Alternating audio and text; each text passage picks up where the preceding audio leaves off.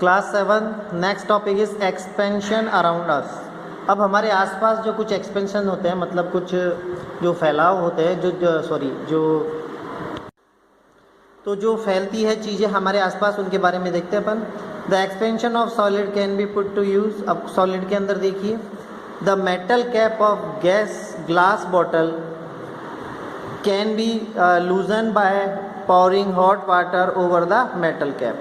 The metal expand on heating and loosens.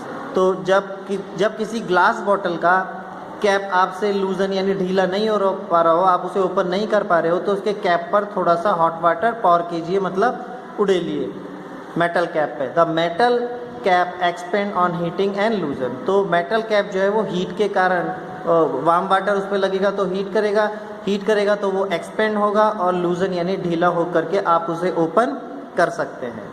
Next आता है, small gaps are left between length of railway tracks. This is done to allow room for expansion in summer. तो अगर आपने कभी rail में यात्रा की हो या फिर ट्रेन में जर्नी की हो, तो आप देखेंगे कि जो रेलवे ट्रैक्स होता है उनके बीच में स्मॉल गैप्स होते हैं। तो ये आपको दिखा रखा है यहाँ पे, ये छोटे छोटे गैप्स होते हैं इन ट्रैक्स के बीच में। तो ये गैप्स क्यों रखे जाते हैं? क्योंकि this is done to allow room for expansion in summer. तो कि ये वो रूम है, ये वो गैप है, ताकि गर्मियों में अगर जो मेटल एक्सपेंड होगा तो वो उसको कवर कर सकता है, और जो हमारी ट्रैक है वो शेप में ही रहती है। If they were fixed end to end without gap, अगर इसको विदाउट गैप के हम फिक्स कर देंगे, then in summer they would bend due to expansion and cause accident. तो समर में हीट के कारण ये एक्सपेंशन यानी एक्सपेंड हो जाएगी एंड कॉज एक्सीडेंट, और अपनी शेप छोड़ देगी, जिससे ट्रेन के एक्सीडेंट भी हो सकते हैं।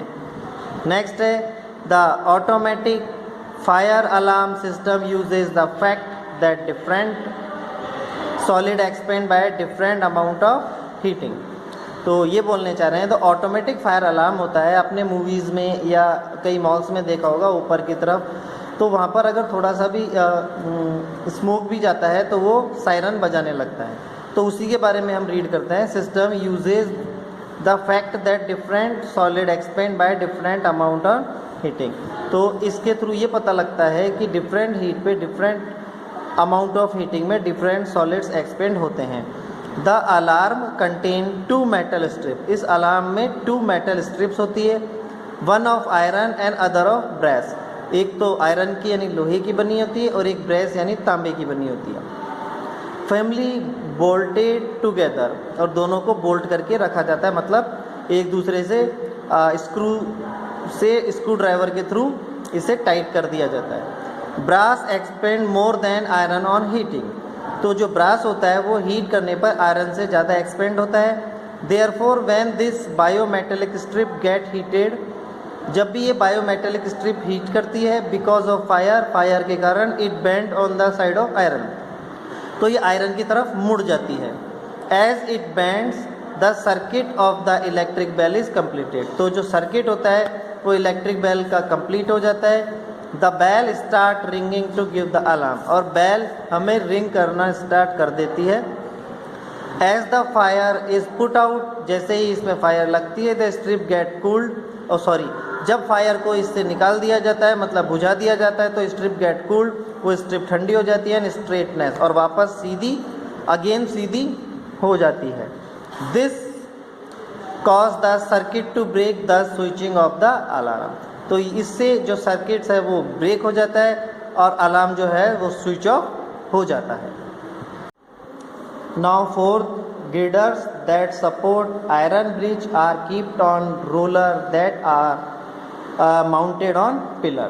तो ये आप एक ब्रिज देख पा रहे हैं, तो उसके नीचे ये ग्रिडर्स के ऊपर सपोर्ट लगा हुआ होता है। तो ये जो ग्रिडर्स होते हैं ये माउंट किए जाते हैं पिलर पे, और ये मेटल्स के बने होते हैं। This is done because the girder expand on heating and contract on cooling. क्योंकि ग्रिडर मेटल्स का बना होता है, ये इसलिए होता है क्योंकि ग्रिडर्स जो होता है वो एक्सपेंड होता है, और वो मेटल का बना होता है। हीट करने पर तो एक्सपेंड होता है, एंड कूल करने पर कॉन्ट्रैक्ट हो जाता है।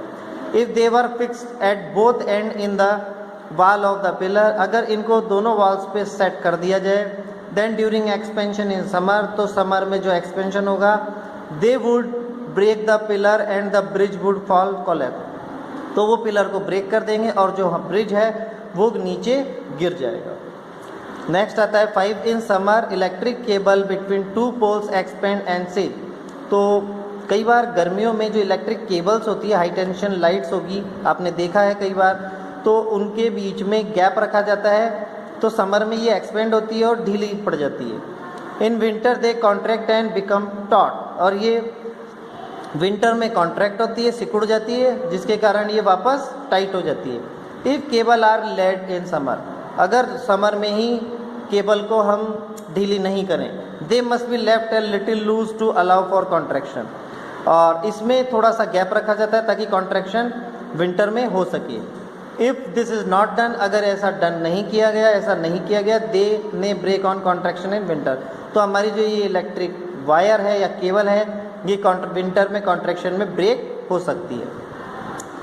नेक्स्ट है when very hot liquid is poured in glass tubular, आप कांच के ग्लास में अगर हॉट लिक्विड डालते हैं, द ट्यूबलर समटाइम क्रैक, तो जो ग्लास है आपका वो तड़क जाता है, क्रैक हो जाता है। This happen because the inner wall gate heated first, क्योंकि जो अंदर की वॉल है वो पहले हीट होती है एंड एक्सपेंड, और वो एक्सपेंड हो जाती है, but the outer wall remains same, but जो आउटर वॉल है वो सेम ही रहती है, उसमें कोई चेंज नहीं आती है। The result strain crack the glass, तो रिजल्ट क्या होता है, उसमें क्रैक पड़ जाते हैं। These days however special type of glass which, आजकल के ज़माने में स्पेशल टाइप के ग्लास बने हैं, एक्सपेंड वेरी लिटिल, जो कि काफ़ी कम एक्सपेंड होते हैं।